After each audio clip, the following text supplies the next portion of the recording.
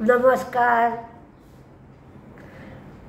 Market हिसके दाखवत आहे आणि आपल्याला मार्केटप्रमाणे ॲडजस्ट व्हायचं आहे. 11 आणि 12 तारखेला मी कोर्स ठेवला आहे. हा स्टेशनजवळ आहे, ऑफलाईन आहे, ठाण्याला आहे.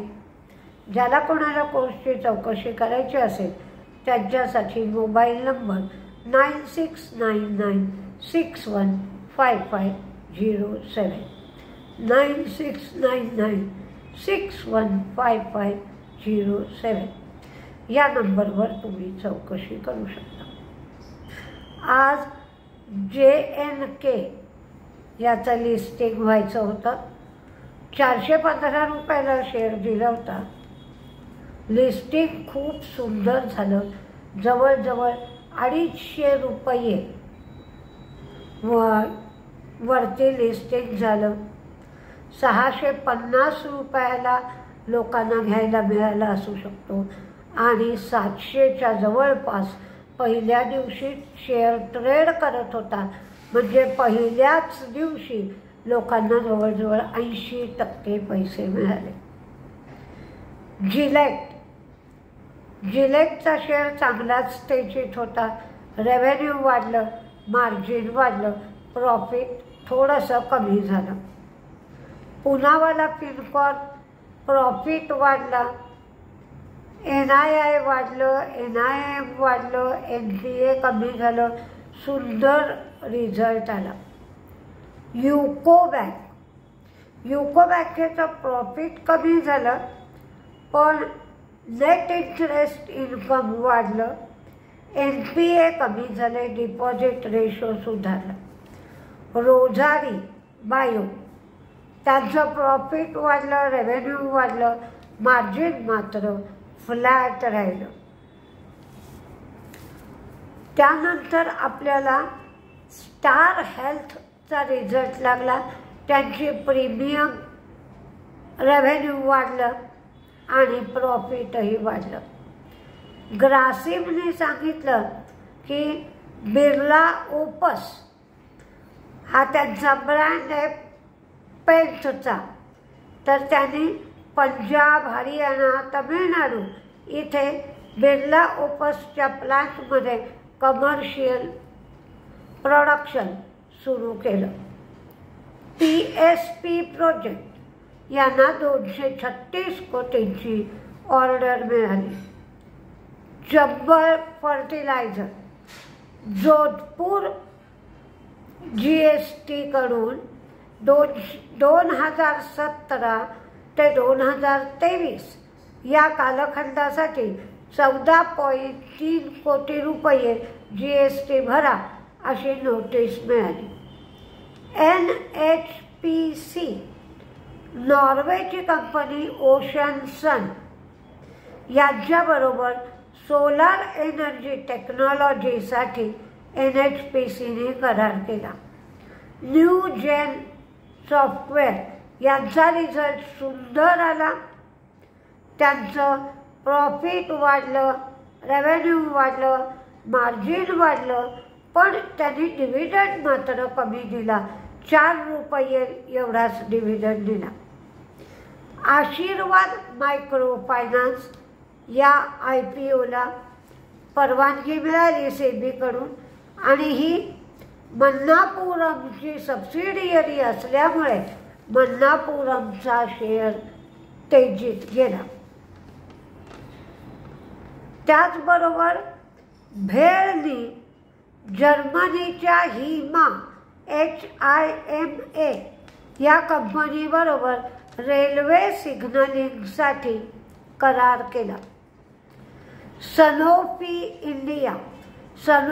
इंडिया भारतामध्ये मधुमेहावरील जे औषध आहे त्यांचं सोलिक्यू हे औषध त्यांनी भारतात लॉन्च केलं. एक्साईडचं प्रॉफिट वाढलं, रेव्हेन्यू वाढलं, मार्जिन वाढलं. मार्केटने पण रिस्पॉन्स चांगला दिला पण एक्साईडने 2 रुपये डिव्हिडंड दिला. एक्साईडची नेटवर्थ 44% वाढली. इरिडा सांगताय की त्यांना जी रिडम्पशन कॉस्ट आहे ती रिडम्पशन कॉस्ट IREDA ही सांगते की त्यांना रिडम्पशन कॉस्ट जास्त मिळाली पाहिजे. सिम्फनीचा रिझल्ट खूप सुंदर आला. मार्केटने रिस्पॉन्सही चांगला दिला. शेअर 50 ते 60 रुपये तेजीत होता. त्यांचं प्रॉफिट वाढलं, रेव्हेन्यू वाढलं, मार्जिन मात्र थोडंसं अगदी थोडं कमी झालं. IOCचा रिझल्ट एवढा काही चांगला आला नाही. त्यांचं प्रॉफिट कमी झालं, उत्पन्न कमी झालं, पण त्यांनी 7 रुपये डिव्हिडंड दिला.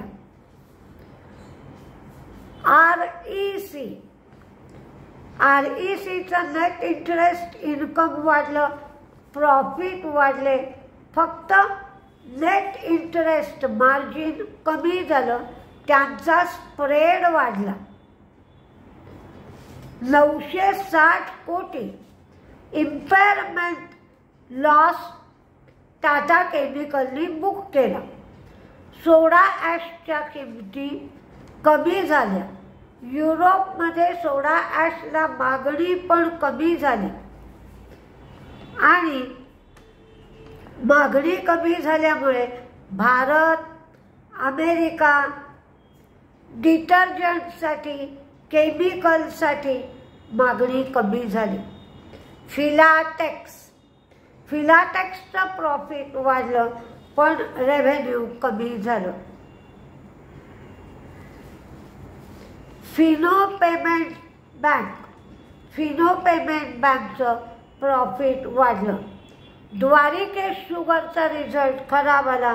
त्यांचं प्रॉफिट, रेव्हेन्यू, मार्जिन तिन्ही गोष्टी कमी झाल्या. चोला इन्व्हेस्टमेंटचं प्रॉफिट वाढलं. नेट इंटरेस्ट इन्कम सुद्धा वाढलं. त्यांनी डिव्हिडंड मात्र कमी दिला, 70 पैसे डिव्हिडंड दिला, पण त्यांचे ग्रॉस NPA, नेट NPA सगळे कमी झाले. पण एक गोष्ट हल्ली या सगळ्यामध्ये जाणवते ती म्हणजे मार्केट वाढतंय, पण लक्षात आलं की हे याच्यापेक्षा जास्त वाढू शकणार नाही. की एवढ्या जोरदारपणे मार्केट पडायला सुरुवात होते की जवळजवळ आज 350 रुपयाची 350 पॉईंटची तेजी निघून गेली आणि 300 पॉईंटची मंदी आली आणि हे जवळजवळ 20 मिनिटात घडलं. आपण म्हणतो तसं होत्याचं नव्हतं झालं. त्यामुळे इंट्राडे जे लोक करतात त्यांनी सावधगिरीची भूमिका घेतली पाहिजे. थोडाफार प्रॉफिट ॲडजस्ट करून जो ट्रेड असेल तो संपवला पाहिजे. माझा भाव येईल करून वाट बघत बसलं तर प्रॉफिटचा ट्रेड जो आहे तो लॉसमध्ये जातो आहे. ही सावधगिरी मात्र तुम्ही बाळगा. आणि दुसरी गोष्ट अशी दिसते आहे की व्होटिंग ज्या दिवशी होत आहे त्या दिवशी व्होटिंगचं पर्सेंटेज कमी दिसलं की मार्केट पडत आहे. म्हणजे लोकांना काय वाटतंय की व्होटिंगचं पर्सेंटेज कमी झालं की निवडून येणारे जे लोक आहेत त्यांच्यामध्ये गोंधळ होईल आणि सरकारमध्ये स्टॅबिलिटी येणार नाही असं वाटतंय का काय वाटतंय समजत नाही. पण व्होटिंगचं प्रमाण कमी झालं की मार्केट पडतंय. तर या 2 गोष्टींकडे तुम्ही लक्ष देऊन मार्केट करा. थोडक्यात ट्रेड घ्या आणि बाहेर पडा. मार्केट तुफान वाढलाय. मतदानाचा रिझल्ट जूनला येईपर्यंत मार्केट असंच चालेल. एकदम खूप वाढलं आहे आणि त्याच दिवशी एकदम मार्केट खूप पडलं आहे, अशा पद्धतीचा नेहमी अनुभव येत राहील. तर अशा मार्केटमध्ये पडलेल्या वेळेला तुम्हाला जे शेअर खरेदी करायचे आहेत किंवा अचानक एखादा शेअर 400 रुपये पडला आहे, तर मग असे शेअर तुम्ही तुमच्या ऐपतीप्रमाणे गोळा करून पोर्टफोलिओमध्ये घालू शकता.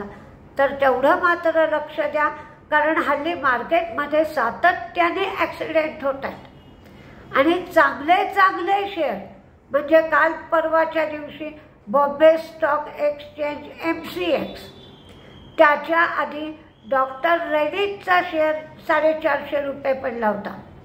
तर असं सातत्याने घडत आहे. तर चांगले शेअर असतील तेव्हा ते कमी भावात घेऊन तुमच्या पोर्टफोलिओमध्ये तुम्ही ॲड करू शकता. आता उद्या मार्केटला सुट्टी आहे, तर आपली भेट परवाच्या दिवशी होईल. नमस्ते.